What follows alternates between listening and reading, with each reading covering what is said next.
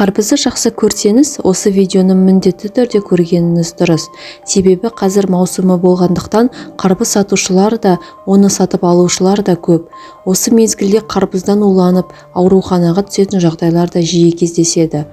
Бұл видеода қарбыздың пайдасы мен зияны және оны қалай дұрыс таңдау керек және тағы басқа пайдалы ақпараттармен бөлісеміз. Алдымен каналымызға тіркеліп қоңыраушаны басып қойыңыз және алғыс ретінде лайк пен комментарий жаза кетіңіз. Қарбыздың 90% дерлік судан тұрғандықтан шөлді жақсы басады. Мәйегінде ақуыздар мен майлар жоқ, бірақ тез еріп, қуат беретін көмірсулар көп. Бұл жеміс әсіресе физикалық белсенді адамдар үшін пайдалы. Жаттығу кезінде аздап қарбыз шырынынан немесе бір тілімінен дәм татсаңыз, денедегі су қорын толтырып, қантпен қанықтырады. Қарбыз мәйегінде С және А дәрумендері, сондай-ақ минералдарға бай. Онда бұлшықеттерге арналған магний көп. Аталған магний кальцийді сіңіруге көмектеседі. Онсыз сүйектер сынғыш болатыны белгілі. Ал дәнегі мәйекке қарағанда қоректік заттарға қаныққан. Олардың құрамында фолий қышқылы және ПП дәрумендері, сонымен қатар фосфор мен магний бар. Сол себепті дәнекті кептіріп немесе қуырып жеген өте пайдалы. Қарбызды шамадан тыс жеген кезде бүйрекке артық жүктеме түсіп, ағзадағы улы заттар ғана емес, судың кеткен мөлшерімен қажетті минералдар да бірге шайылады. Қарбыз бұл жақсы несеп айдаушы. Дәл осы үшін оны несеп тас ауруы бар адамдарға жеуге кеңес берілмейді, өйткені тастың көбеюіне әкеп соғуы мүмкін. Оған қоса 3 жасқа дейінгі кішкентай балаларды қарбызбен тамақтандыру ұсынылмайды.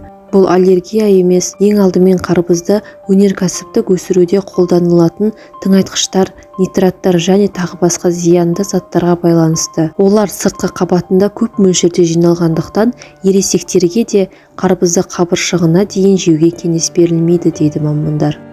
Қарбызды дұрыс таңдау және сақтау жолдарына тоқтала кетейік. Қарбыз маусымы тамыз айында басталады. Осы уақытқа дейін жемістердің пісуі тыңайтқыштармен тездетіледі. Сондықтан ерте сатып алу қауіпті болуы мүмкін. Қарбыз өсірілетін алқаптарда көбіне дерлік азот тыңайтқыштары қолданылады. Өсімдік оларды өңдейді және шығарып тастайды, ал қалған бөлігі нитрат түрінде қалады. Олардың аз мөлшері қауіпті емес, бірақ жетілмеген жемістерде нитраттың бөлініп шығу уақыты болмауы мүмкін. Сондықтан піспеген қарбызды жеуге болмайды. Көбінесе қарбызбен улану нитраттармен байланысты емес. Көптеген адамдар жемісті тым мұқият жумайды. Ал кесу кезінде бактериялар мәйекке түсіп уландырады.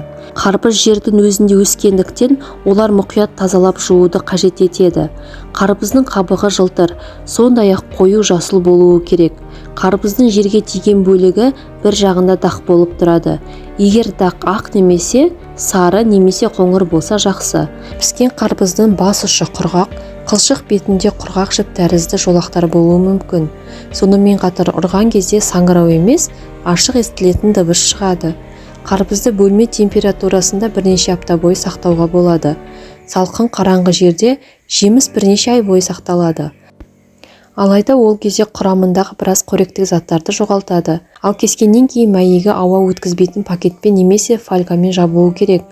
Бұл күйде қарбызды тоңазғышта 4 күнге дейін сақтауға болады. Видеомыз пайдалы болса, жақындарыңызбен бөлісіп қойыңыз. Ауырып еміздегенше ауырмайтын жол іздейік. Сондықтан жоғарыда берілген мәліметтерді әрдайым есте сақтап жүрген артық болмас.